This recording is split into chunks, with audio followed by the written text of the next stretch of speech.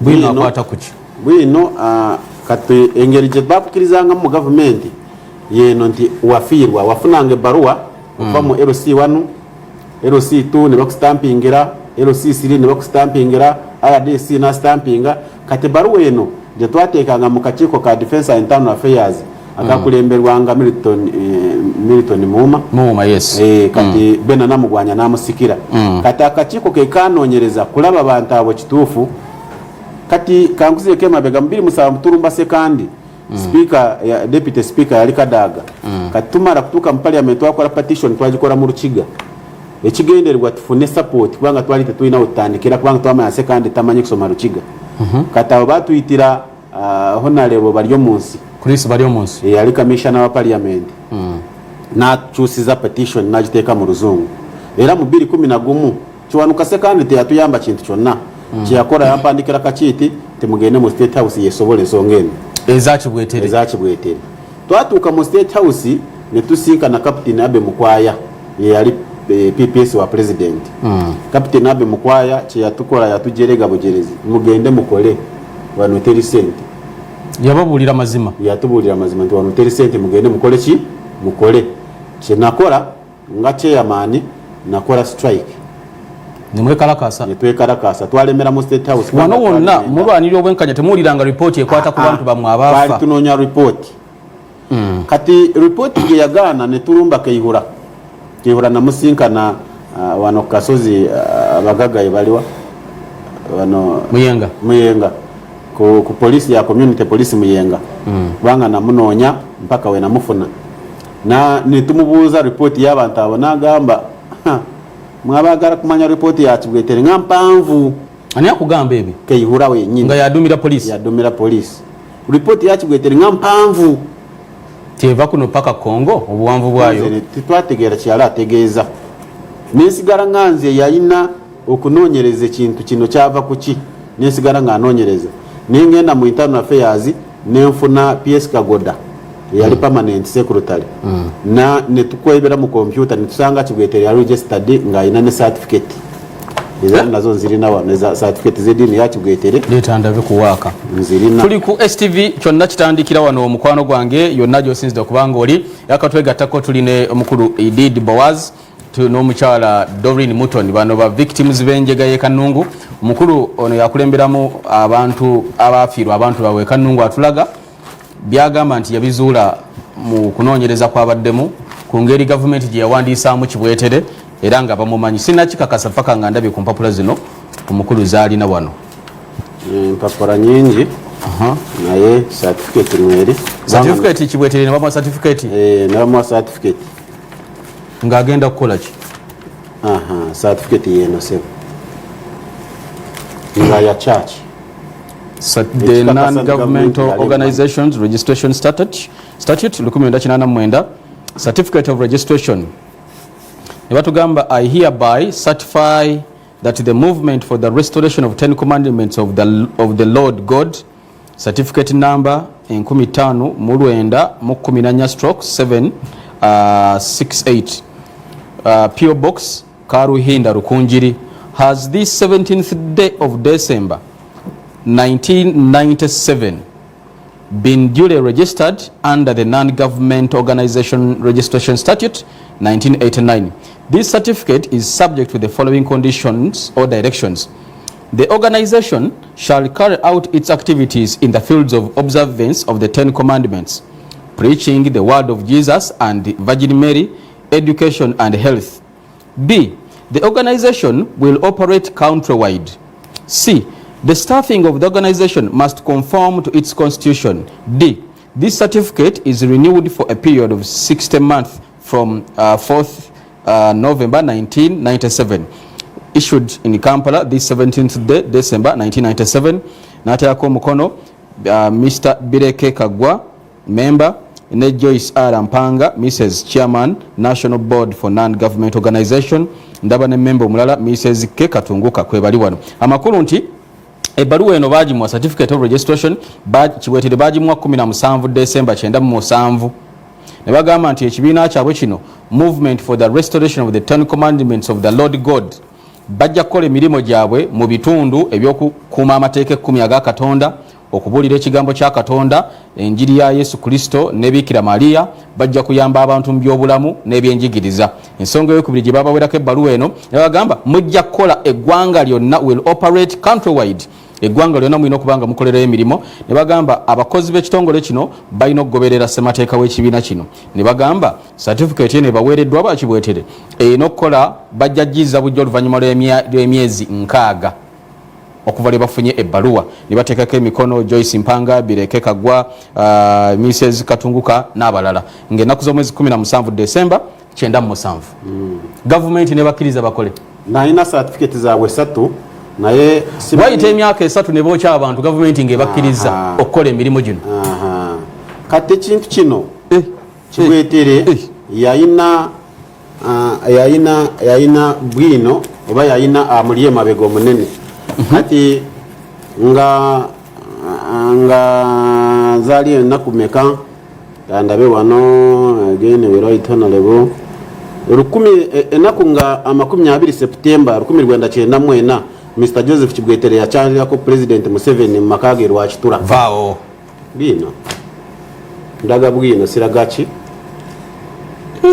someye baruwa zeno mbuze birimu baruwa nga ndaba ya February 22 ezo nze nagiwandise nga nsinziira ku bwino ze nafunye. Bwoba oyina time gisomera abawuliriza n'abakulaba zeno mbuzi ebirimu kubanga ebbaruwa eno twagiwandikidde speaker naye nga ebbaruwa nkambwe kubanga naffe Bible egamba ali sakitara afe kitara. Kati twazuule yali mabega ate yasigala ate Yayokya abantu baffe yateekamu ekiboroti ne tumuzuula nga gyali mulamu. Kati naffe ali bweru ali wano mwali mu ggwanga mwali naffe twagala musajja alina family naffe twasazeewo kumwogera erinnya erinnya liri naliwandikidde sipiika ne polisi n'abawaddeko pena buli kimu kubanga naffe tunoonyeza obwenkanya buganye. President Museveni yasindika tiimu mu mwezi gwali gwa kuna eyali ekulemberwa Justice Mulamuzi Mulamba nga ekulemberwamu ba chaplain ba Makerere baani ne bakola report leeta mbakolage. Kati report yaabwe yaragawa President akakiko ke yasindika kali kakulemberwa Chief Justice Augustine Kania, Dr. Emilia B.Ero Ovuga, Professor Peter Matovu, Reverend Kanoni Mugarura Mutana. Byogera gye biri ebyo byonna. Ate oroza akakiko kagenda kukola ki? Osobola kulimba ku mpewo nyina bwino. Nga akakiko kagenda kukola kikano. President ke yasindika kazuule report lwaki abantu baafa batya. Kati bwe bamala okukateekayo ne kakola katya. Ne kazuula report ne kagireeta ne kagiwa eyagikatuma. President gwe bamuwa report eno yakorawo ki? Report eno yabula bubuzi. Report nebula. Linda konda be timu y'abantu abali kachiko. President yalonda akachiko kano. Ogamba President of Uganda yasindika timu enene batandika okunoonyereza. Timu yali ekulembeddwamu Chief Justice Augustine Kania, omulamuzi ono Dr. Emilio B.L. Ovuga, Professor Peter Matovu, Reverend Canon Mugarura Mutana, Chaplain wa St. Francis Chapel Makerere one. Father Dr. Lawrence Rugoro Bisemuso, Dr. Margaret Mungereza, the Chaplain of Uganda Matters University in Kozi, Mr. Christopher Ndozireho, Chairman wa Uganda Medical Association Munamateka, Safiano Bigirwencha, Madam Speaker, onobuza nti report eriwa ku bino byonna. President akakiiko yakateekawo. Ogamba nti report bakola okunoonyereza. Ne bafuna report ne bagireeta. Report yabula. Bagiteekawa President. Report eyo yabula. Wa President report zibulirayo. Anti tetugirabanga wali ogirabyeko mu ggwanga. Munoonyereza mu abantu ba Kibwetere beyatira abantu baabwe. Gwe yabula nze nganze akyayagala okumanya neŋŋamba kati ate report eyebuze eyinza okuba yabula. Kati ennaku zaali baluyita lwogoto lwa waaka ku STV mukwano gwange kwe tulina omukulu Idid Boaz alina ebitabo bingi nnyo wadde ebiwandiiko bingi nnyo banoonya bwenkanya ku nsonga z'Ekanuungu ne Kibwetere. Bwe twasinkana President twamusalako twali abantu nga bwe nakugambye mabega twali abantu 592 ne tugamba nti mumanyiye Museveni yatandika olutalo n'abantu abamu baafa abalala bakwata abawamba bali bulungi naffe tulina okufiirwa mu abantu ekitono bataano abasigadde bayinza okufuna obwenkanyi ne tukola ebiraamo ne tubiteekawo ne tugamba nti nga bwe tuli mu lutalo anaafiira gurupu eno bwe tuba tufunye obwenkanyi oba ne tufuna ekintu kyonna ekiva mu gavumenti oba mu buyambi bwenna tulabirire famire z'abaana abakoze eki ababa bafudde mwaba baali basooka okufa yalinze kubanga nze ruingirida nzakulemberamu bano ne tuteega president Museveni yali ava Namboole okwewandiisa kunakawa ku bitaala ne tugwa mu malaka basirikale convoy twanalondamu abantu 20 ne muteega abasirikale ba president convoy ya president twagisalako mukubo mu makaki mumanyi obulabo buli mu ekyo basobola bakuba amasasi ekyo twali tukimanyi twali tumaze okuwandika tuwaddeyo obulamu bwaffe ffe tufe abasigadde bakole nga ki ekibatuusa ku ekyo temusobola kuyita mu makubo kuva 2007 nga mpandika kola ba president mpaka 2015 nemugaka mwesule mukube moto kubazi batuza president baba na basirikala baba batuba masasi abanasigala tugwanagane nabo president ajja kwimira tubuze kiki abana basigadde bajja kumunyonyola president yabalaba yayimirira good chance nali mu kibibine birara mpaka nyakubanga nalina obusungu nga amanyi nti government eno yatta abazadde baffe bwali olowooza era bwe kiri ekyo tetusobola kikakasa wansonga era ekyo kito kwezija nga anoonyereza soka tugende president bwe muyimirira mu kkubo kyekyaliwo president nansaba esimu ya radi nemunyonyola nga chairman naŋŋamba omanyi nja kubasanga Ekanuungu nakubira RDC nansaba esimu ya RDC nali njirina nenjemuwa namukubira namugamba tegeka baana bano nga mukaaga ogwokubiri 2016 ngenda kusoka kuba meeting nga sinatuuka kulaale mu playground mutegeke mu Kanungu hall nja kusoka kuba meeting nasomba abantu balinga 208 tuli mu kaluka 2016 tunatera okulonda awo tutuuka Kanungu tutuukayo bali omusa tugamba idid jangu antuuza president ali bize tajja kusoka kola ki tajja kusobola kubalaba naye mujja kujja mu office yange nja kubala nemubuuza ayo president of Uganda omanye amakubo getwayitamu okubalaba wakampandikira barua meka nga petition za kabera meka mu parliament nga tetumulaba katuwadde obulamu bwaffe tufe atuwadde appointment tumulabe yatalabika alinga njuba tumulabe sawa mukaaga gwekyo wali olabyeko enjuba kati president alabika lumu bwe tufunidde chance tujja kumulaba n'agamba tekiriyo RDC n'agamba mumanyi ye president nayogera naye bano banemeseza abanajjabufuzi mukole kye mwagala RDC yali highlight bakamya bagira kikata ali bushi ali bunyaruguru ne tugamba nengamba abana bange mumanyi eno strike ndala president ayina kufuna ruimba gwa gwanga Ekanungu tayina kufuna sala tayina kufuna chi okugulawo mukolo mwagala gwekikamu tugwekiseemu nengamba bwebona ne tukola meeting nembaga mumanyi ye strike eno nyangu ne tujibara bwe tufusuze Ekanungu enkera president wajja bwebana agulawo ekisawa bwebati tubere ku line esooka tukwate efujo nejo mu maaso nyamanya bwe nakayanyisa minister bajo munsi yali tanafuka minister by then ugena mukayanyisiza bajja kunsiba banteke mukomera kubanga bamenja kuleta wochi akavuyo zeni gwe bananteka mukomera mujja kuugana mpaka we banandetera zeni twogere era bwe twachi planning gwe kyabeera ne tuwogana good chance ne banteka mu VIP ne bateka abasirikale nga 8 bakonkoma sivayo ne bansibirayo mu VIP mutente mu bitibwa baraga nti oli mu bitibwa kumbi ndi muwambe kumbe bansazeko nenzikiriza nentura abana ne bawogana abamu benze nabaawo be bali bakulembedde mu strike president ne bali nabuuza kiki ne bagana kubona mpaka we nakwata kazindaro ne munyonyola ne mugamba fa bakusingana naye batuganya okulaba naye musa nasitula prime minister yali waawo namugamba Mr. Rugunda genda bana bampeere akasente gwe batoyina bwo kayita nkayise enshumbushano nga mukaaga ogwokubiri ensumbushano gali nga amabugo mu Runyankole badde njita sumbusa kati prime minister president agamba amwero chairman gena n'abantu abalala babiri mu 3 nzeni prime minister abawa akasente ne tugamba tikali nga bwe tujja nga tutambula ebintu bigana kati ene baruwa eno joraba ya Solicitor General Solicitor General batuko okuwandika baruwa nga tumanya nti ebintu biwedde enshumbushano mwagifuna tetwafuna wadde 10 president ngalagidde prime minister okulagira kati mu kafyu muno mwe nategeredde kigambo president n'abantu ne bafa tuteeka ekiragiro kya president mu nkola president ne prime minister abantu bankize nnyo ne speaker mukafi wategedde nti kikola nategedde nti kikola kati neneebuuza lwaki ekyaffe tekikola we nazuulidde amazima g'abano ttiimu gye yasindika n'ebirala ebigwa mu koowa eryo lwaki mukafi walabye ng'ekiragiro kya president kikola kiba kiragiro just kwogera eggwanga lyonna ne lisirika mukafi wakirabye n'akirabye nti president aba president ekiragiro kye ekigambo kya president kiba kiragiro naye ku byammwe n'akamusinkana emirundi ena si gumu byayogera ewaffe tebikola awalala bikola ki bikola neneebuuza kiva ku ki kyekyandeetedde okuwandiikira speaker ne baruwa tugende tusaanyeewo famire gye tumanyi nti yatta abazadde baffe kubanga lwaki tukola kino lwaki tukola kino baruwa erimu ki baruwa erimu okudestroyinga famire z'abantu obunamanya ne tugateekamu yes lwaki tukikoze temusobola kukola ekyo tunoonyeza obwenkanya bubuze tusabye president kumusinkana mu mirembe kuganye president tumusalako mu mikoro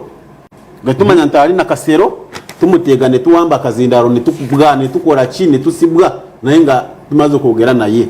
kati olumu twayogera naye nampa nakalema yali alitongoza ekibiina kya muyoka sako emengo ne tumusalako bwe twamala okumusalako n'atuweereza nakalema kati nakalema ali mu bitiibwa wali naye president yamumpa atuyambe nga tumwogera naye abagamba ki akukwasa omuntu gundi lugunda yabaki nawa lugunda ensonga zimale lwaki tazimala kati natuwa nakalema nagenda erwasha kusoma nagenda kati nga 22 December 2018 bwe nasembayo kusinkana president yali Kanungu atongoza chorus gye bakola Kanungu nenzira munemwe ekiika mu kisaawo era bwotyo bintu ebyo byamaanyi peace feels for surprise ya moto ya polisi peace feels for surprise oli wa polisi no nakwata mateeka ga polisi gentambulira mu kasitamba ndaba peace what peace feels for surprise katumale okumulamu katono nnyo tukyali fena ku STV olugoto lwa waka ne KBM live tudda nga okyali naffe ku STV it's happening olugoto lwa waka nze Haji Kazibwe Bashir Mbazira omukulu atugambye nti bo ebintu basalawo okukozesa maanyi peace what peace feels for surprise emirembe bwegigana ng'amaanyi gayingirawo ako ngawulidde leero madde sikamanyi egyo gyebiri mu polisi gyebiri kisobola bajja ne face bill bwajja kukwata mu polisi ajja n'akugamba tugende okole statement bw'ogaana akwata jeke naye bw'otuuka wali toyavuyo atoyingira ndani kasi ya buroro ne bayingiza now kaakati 2018 nga 22 December nziramu n'ekiika mu kubo gya president yali Kanungu waliwo omusajja gwenjagala okusinkana kubanga president yamujulizanga nnyo ono minister w'ebyentambula yani Katumba Wamala ngezezaako naye Katumba Wamala onemye okufuna tunula mu kamera bajja kukulaba tunula mu eyo Katumba Wamala ngezezaako lwansonga lwaki nnoonya Katumba Wamala tagwa mu koowe lyaffe naye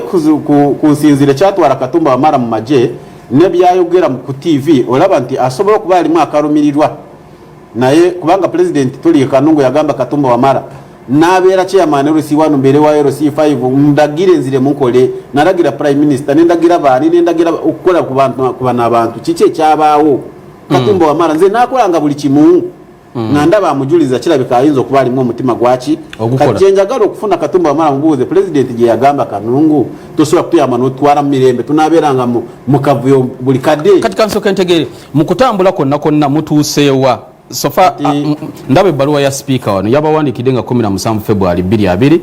nawandikira prime minister lead of government business officer prime minister baluwa njiraba wano mama Rebecca Kadaga nateekako omukono agamba nti mwagala na kumitinga president mwagala kutegeera kufuna report compensation n'ebirala ebigwa mu koweri now sofa mutuuse kuki tumala ebintu kubitwala mu parliament babituulamu ne bakola report byonna ne bigwa ne bajuliza cabinet netuula bwe twarabanga cabinet kyetuyamye ye twali twagala okutandika okulumba president n'akozesa amaanyi ge nga president n'alagira prime minister naye nga prime minister netugenda okulaba oba tunoonye kimabega kati mu bantu abamu abakolagana ne president oba ne prime minister ne batugamba nti prime minister tomunenya lwaki president amulagira nga mwemuli bwe mugenda asobola okumuyita n'amugamba hold on jero olindako ne mudabu ne musinkana kubanga bwe twamusinkane Kanungu yagalagira PPS moleka mukama genda twala bana abaana on my behalf bawe kasente akasobola okubayamba.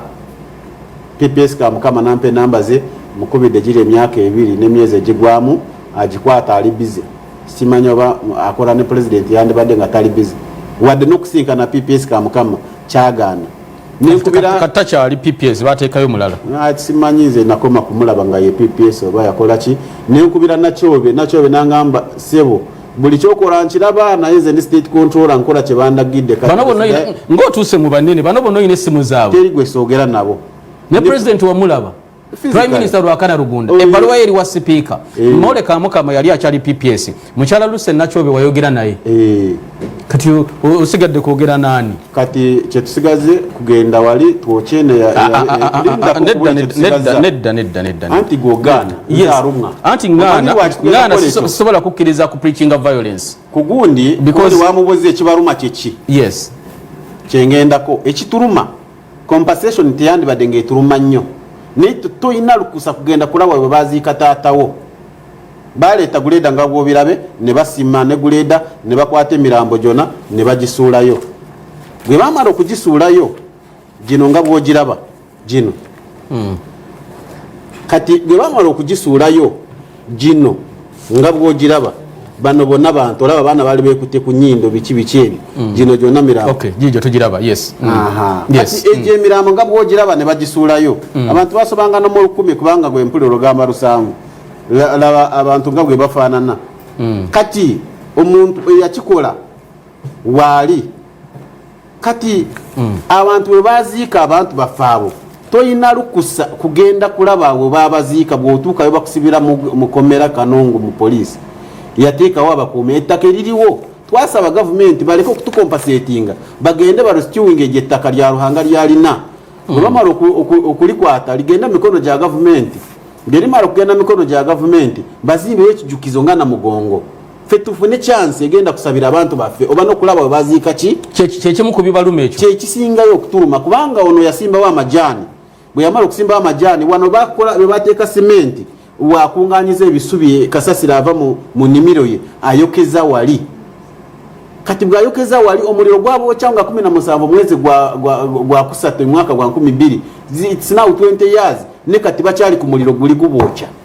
lwakinaffe tetulumba bya Ruhanga ne tumwokya naye no ekyo tetusobola kubanga tutuukayo so mugamba nti ensonga yammwe ennaku yammwe weeri temuyina access ku site eno temusobola kugenda tosobola kugendayo RDC asindika police ne bakusiba RDC mubaka wa kanso kantegere abantu b'Ekanungu we bajjira waliwo kikati as we speak wali church and everything church waliwo ettaka liri heka nga 805 ettaka lyali kubanga yasengula abantu kubanga watundanga buli kyoyina kyonna noleetanga story tsezo kuddamu lyajogedde buli kyoyina kyonna n'okitunda noleeta sente ne bagula awo bayina n'ebyapa babireka ku polisi y'Ekanungu ng'agenda kugenda Kibwetere ng'agenda kati ebyapa babireka Kanungu nategeera nti twategeera gyali mikono ya gavumenti gyagenda bityo kugenda owa bya Ruhanga atwale ettaka nti yagula bya Ruhanga twasitula akakiiko akakulemberwamu General Moses Ali ne batuuka Kanungu akakiiko ako kakulemberwa General Moses Ali Honorable Jeje Odongo Honorable Ephraim Estambayo Honorable Betty Amonge Honorable Ephraim Kamuntu Honorable Tomu Butime Honorable Kulisi baryo munsi ne ba PPSs ne tugende Kanungu twasulayo nabo boyogedde ebaruwa njirina wano twagenda nga 28 November 2016 Prime Minister ngasindise TM bagende balabe kutakaawo kubanga twali tusaba bazimbe w'ekijukizo namwe namugenda ne team eyo tugenda ne team eyo naliwo as a chairman ne ba member bange 13 kubanga twakifura kibiina ne tukiregistaringa nga tumanyi nti tujja kufa naye tebaja kututaba tumale kubanga government bwojayo bwino ogenda nga kirumira bwe yagenda government eno bwoleta bwino nyingi obulawo ekyo tukimanyi nizo kubulanga sente kakati bwe mutuuka ne mugenda ku ground mu 2016 akakiiko nga mwagala bateekewo ekijjukizo what happened kati General Moses Ali ne tugendayo ffenna ku site ne balambula ne batuuka buli kimu we kyali ne bajja ne balagira General Moses Ali n'alagira bakwate bya Ruhanga bamuleete ne Kampala anyonyole ettaka eryo alifuna atya baliyo munsiko ennyini nga minisita wa lands n'agamba nti ekyapa oli kye yali alaga nti yagula alina n'ekyapa kyakolebwa ku nasa ne balagira bamukwate fojale abuuzibwe kana n'akataano ettaka engeri gye yalifunamu naguno gujjwa tebamukwatanga twebuuza oli musambwa oba alina powers endala naye Byaruhanga. Who is this Byaruhanga? Byaruhanga Benoni mugaga weyo Ekanungu yasimbayo majani ekyatuluma government ya district ya Kanungu yasimbawo n'emiti naye sebo ye mwami yagisalamu embawo nazitunda district nesigala ng'etudde wali wenyini ku bantu bamwe wali wenyini kati nga tulaba lwaki report zino zigaana okulabika ayina ekyali emabega kubanga Kibwetere nga kyenda towayiriza ididi bowazi ndako ate nkuwayi towayiriza sebo bwoba olowooza nti mpayiriza nze nakugambye ndi musajja wa bwino Kibwetere bwe yasinkana pulezidenti gye bayogera mikula ze manya nkola ze ennaku z'omwezi bwe bamiitinga nyina akatabo akalala kati laba ne baruwa PS Kagoda nga stoppinga ebyakolebwa ku ttaka ebyo nga 2016 kati bwe yaragira nga PPS manya nga PS n'aragira ebikolebwawo byonna bistopingibwe omusajja yagenda mu maaso nakola ki amanya agajjawa lwakyanyoma gavumenti kuba ndaba ebbaluwa eno ya 2016 nga 23 omwaka gwa 2016 omwezi ogw'omunaana omuwandiisi w'enkalakkalira ebiseera ebyo PSP Kagoda yagamba nti oluvannyuma lw'ekyo ngisoma eri mu luzungu naye ngiteeka mu luganda tusobole okwanguwa oluvannyuma lw'ekyo ekyaliwo nga 17 March 2 Town Council y'Ekanungu yateekayo ripooti ku nsonga z'ettaka eryalekebwawo kyaki eyo eya Kibwetere ng'ennaku z'omwezi mukaaga ogw'omunaana 23 lwekyakolebwa nga 22 March 2 na ofiisi y'omubaka wa gavumenti mu kitundu ekyo yategeeza ebikolwa ebyali bikolebwa ku ttaka eryo ery'akakiiko akavunaanyizibwa ku byokwerinda ne bagamba baagala okuteekawo ekifo ekitegekeddwa obulungi ng'ekijjukizo okusobola n'okusikiriza abalambuzi okujja okulambula n'ab'eŋŋanda z'abantu okulabika nti nno balaba abantu baabwe bwe baali baluwa eno naga nti okuva ekyo lwe kyaliwo tewali kyamaanyi kikoleddwa newankubadde nga bamulekwa b'abantu abafiira Ekanungu baavayo ne beekubira omulanga eri Prime Minister muzimu ku nsonga ze bateekamu y'ensonga y'ettaka kigambibwa nti ettaka lino bakyagenda mu maaso n'okulabika nti nno balikozesa mu ngeri emenya amateeka. If this is not halted there will be no land for developments that were agreed upon by the district security committee. Nti singa mugenda mu maaso n'okukolera ebintu ku ttaka lino ettaka lijja kuba terikyaliwo ery'okukulaakulanya. The purpose of this communication therefore is to request you to ensure that there is no further encroachment on this land. Ekiruubirirwa ky'ebbaluwa eno kutegeeza nti mukole obutaweera okulaba nga tewaddamu kubeerawo omuntu asalimbira ku ttaka lino eryogerwako ery'Ekanungu. Ebbaluwa yawandiikibwa ennaku z'omwezi 23 ogw'omunaana 2016. Ministry ya Internal Affairs PS Kagoda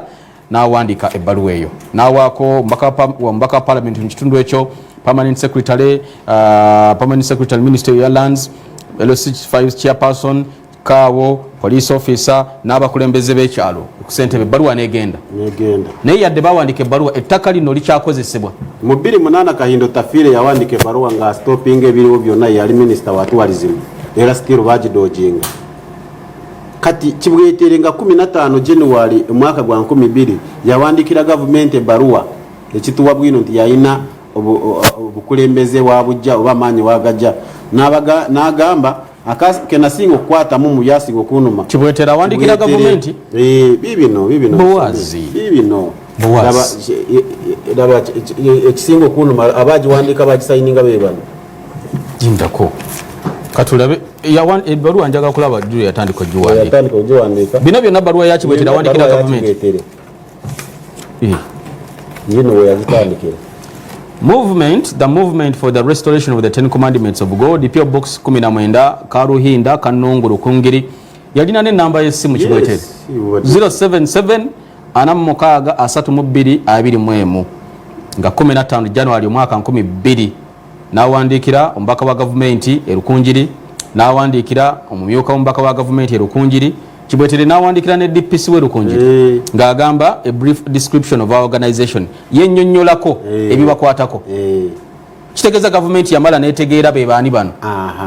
mwenzijja kiri kye yawandiika bwe yakyalira president Museveni yayogera ku nti yasinkana president n'agamba wano n'akyalirako IGG bibyo n'akyalira IGG Kibwetere katulabe wane baluwa atugamba ng'ennaku z'omwezi 2 February 93 we presented to Holiness Pope John Paul II a copy of the message and mission we received from our Lord Jesus to spread this message to the people during his historical visit to Uganda in February 1993. He was pleased about it. Kibwetere yawa papa baluwa. Omuyita wa kuzanya. Kibwetere yakwata ekiwandiiko n'akiwa papa ng'azze Uganda. N'agamba papa bwe yaleba ekiwandiiko kino yasanyuka nnyo. He was pleased about it and he supports that people restore the 10 commandments of God. On 20th September 1994, we had the privilege of visiting His Excellency Yoweri Kaguta Museveni, President of Uganda, on appointment at his home in Rwakitura. We had an audience with him. Later on, in October 1998, we visited the IGG and the Commission of Education, respectively, in their offices in Kampala. The advice we received from each of these leaders has indeed enhanced the mission of our organization to serve better and build up the people of this country in particular and the world community in general. Hey, but atubudde yasinkana president, nasinkana kalisoliso wa government, nasinkana commissioner of ministry ebyenjigiriza nti amagezi ge babawa ga kutumbula nteekateeka ya kulaakulanya kibiina kyabwe. Kati bojja no ekyasinga okunyiza soma kano kagundi wacha abantu yabocha ng'asooka ne kulaalika government n'abawa ne copy. Government yagibulira nti nayokya abantu. Gwe kwata kati gwe ogenda mu nsi empya, somebody want to go in heaven but don't want to die. Kati we uyabagamba nti baluyita lwogoto lwa waka ku STV Mande paka lwakuta ntubeera wano bwina abeerera ddala wano kye tuyita waka atugambye ebbaluwa ya Kibwetere nti when the year 2000 comes to an end, the present times or generation will be changed and there will follow a new generation and a new earth. Only those who have the 10 commandments of God will go to live in the new earth. The year 2000 will not be followed by year 2001, but it will be followed by year 1 in a new generation. Tuteke mu Luganda aganti omwaka 2000 bwe gunaatuuka ku nkomerero ebiseera bye tulimu n'omulembe gwe tulimu gujja kukyuka era gugenda kugobererwa omulembe omujja n'ensi empya. Abantu abo bokka bagenda okubeera n'amateeka 10 n'ebiragiro 10 ebya Katonda be bagenda okugenda mu nsi empya. Omwaka 2000 bwe gunaaba guweddeko tegujja kugobererwa na mwaka mulala nti 2021 wabula gujja kugobererwa n'omwaka omujja nti omwaka ogusooka era tubeere n'omulembe omulala. N'ateekako omukono nze munno nnyo nnyini ddala Joseph Kibwetere, Sister Cledonia Mwerinde, Reverend Dominic Katalibabo, Henry Byarugaba ku lw'aba memba baffe ab'ekibiina kino era ne bawaako kopi eno ne bagiwa NGO board e Kampala, ne bawa Registrar Minister y'ebyamateeka, ne bawa ebbaluwa eno ssentebe wa district y'e Rukunjiri, ne bawa Diso w'e Rukunjiri, ne bawa munnamateeka waabwe ebbaluwa, ne bawa ssentebe wa LC, ssentebe w'eggombolola y'e Kirima Kinkizi ebbaluwa, ne bawa ssentebe w'omuluka Kijubwe Kirima Kinkizi, ne ssentebe w'ekyalo Kitaate Kijubwe Kirima Ekanuungu ne babawa ebbaluwa. Nga bababuulira ku bigenda okubaawo ensi mpya nga 15 January nga 17 March ne baboocha poliisi n'amagye tuyina ISO tuyina Diso tuyina ki ebitongole gya government SMI byakolawo kinga amaze okuwandiika. Kibwetere yawandika 15 January 2000 ebbaluwa gyawandikidako emyezi 3 egyo ne gigwawo tebana mwana kola nakola ekigenderero n'aboocha nga 17 March n'abakolera embaga n'ali nnyinnyonyi n'agenda Isirayiri gye yasookera okubeera kubanga Abaisirayiri be babeeranga awo kubanga mwara wa Kibwetere ayina edduuka ku Highland Hotel Kabaale omusajja we mu Isirayiri. Tuli ku STV yonna gy'osinzidde okubanga olina fekkiriza tuwummulemu katono ddala wadiyita lwogooto lwa waaka bwe tudda tugenda kuba tufuna empunzika y'abannaffe bano naawo wonna wonna bawandiisa amabaluwa n'ebirala ebigwa mu kkowa eryo kiggwerawa katudde tusinzira Kasozi Buziga ku kizimbe ekiyitibwa Sky Complex. Program egoberera endala gye tubeera nayo eyitibwa First Show. Bannaffe babeera okuva ssaawa 12 ez'okumakya paka ssaawa 3 ate awo nembeera nga mbeegattako n'enteekateeka ndala sejjolola gye tukyagenda maaso n'okuba nga tukutuusaako bannaffe gye bali aba lunch play n'enteekateeka nnene ddala nga bw'oyinza okulabika nti nno okirowooza. Akadde katwala kanti ndiggwa tukyali ku nsonga z'Ekanuungu emyaka 20 nga giseewo. Now bwana I did. Yes sir. Bina byonna nga bifaanaganako bwe bityo tubulidde ebintu bingi biwandiiko bingi tubiraba wano baluwa za Kibwetere yawandiika ndaba waneeno parliament mugiwandiikidde Hansard records muziraba parliament yakola. Yes ku bintu bya Kibwetere. Now kati kye twetaaga kulabika nti no tuwunzika mwagala ssente because abantu bafa obulamu bwagenda mwagala kasente mwagala kijjukizo mwagala babamanyi nti n'abantu ba Kibwetere gye bali mulabula abantu ku mbeera ng'eno eriwo mission yammwe eriki? Mission yaffe biri ebintu nga bina mu bufunze olwakadde. Mu bufunze twetaaga ekijjukizo Ekanuungu Buganda efune sente mu masiro nena mugongo bafunayo sente oba abagenda okujjukira baafa abaali abantu 207 abajulizi bali musomye lusanvu naye bali nga mu 10 n'okusoba olwo basanga ene Makinde Makinde wano baizoli ene Buziga gye babajje abalala babajja Ntebe abalala Kanuungu Shenya abalala kati twetaaga ekijjukizo ekyo kiyambeko Kanuungu district okubanga efune egy'obulambuzi gwe bava bwinde kulambula ne bagenda mu forest mu park negenda gweshama baje barabe n'abantu we bafiira kibeere ekijjukizo kisobola okufuna tufunemu esente zisobola okuyamba district yaffe mu kijjukizo kiri nga buli 17 mwezi gwa kusatu buli mwaka tufune misa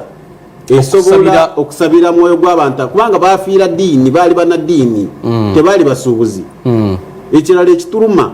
president araba buli omu abafiire namuŋŋoona abafiirwa abantu baabo gagga be accident bwe yabaawo president yabaziikira $5,500 abenamuŋŋoona $5,500 abakicwamba yaba compensatinga even wano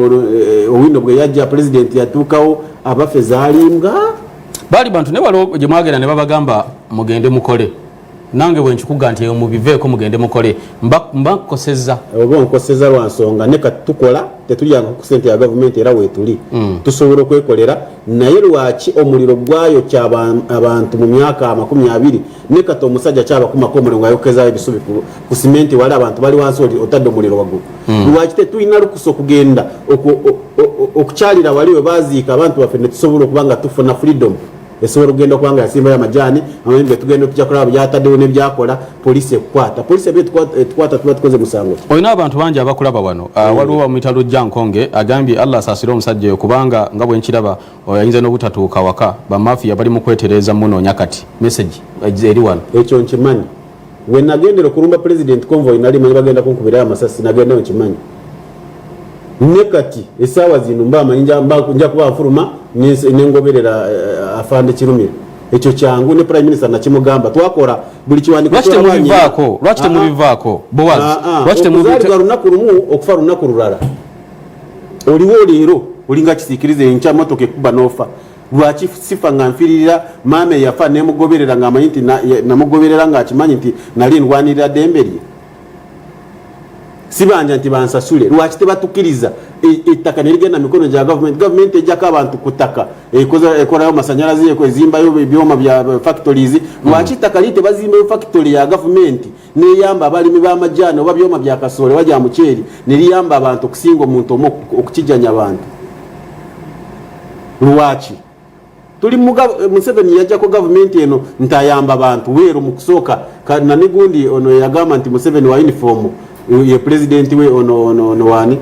Franka Gashumba nti president wa uniform yali president awuliriza naye kati president toloza nti abogenze mu byabufuzi mbangenze mu byabufuzi kisoboka kubanga nabiri nabiri mwaja bufuzi kubanga wokwatira timu eyenkana esitula prime minister nesitula baani zine baruwa nga bwenzi kolaze notafuna kuyambibwa konna yine baruwa yine prime minister yasindikira ko ba General Moses Ali ba Esther Mbayo baani timu yiyo nga bwe yagenda nekati ngatiri kikolebwa president aturaba buli lunaku tumwebuba ko ali kubaga tumutawanya akozeewo ki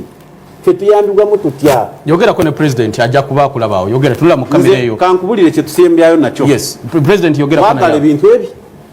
twetaga ku meeting president tunula mu kamera president bwo meeting awo nyini awo president bwo meeting ovayo ne answer mu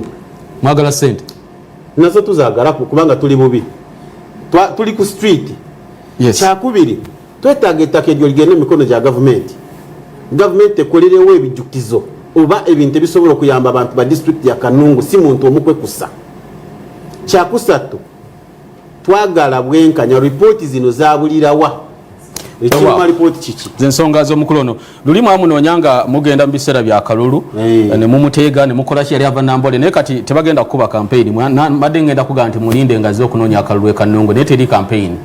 temuweddeemu awo kumanya nga ajja kuba agenda kulya mbaga wagundi ajja president tabula ayita wali kukuba buli lunaku tumusalako fetwawaayo okufa ne prime minister namugamba okufa tujja kuba tusisinkana omulundi oguddako ye Aidid Boaz twabadde n'omukyala ayitibwa Doreen Mutoni nze Haji Kazibwe Bashir Mbazida akume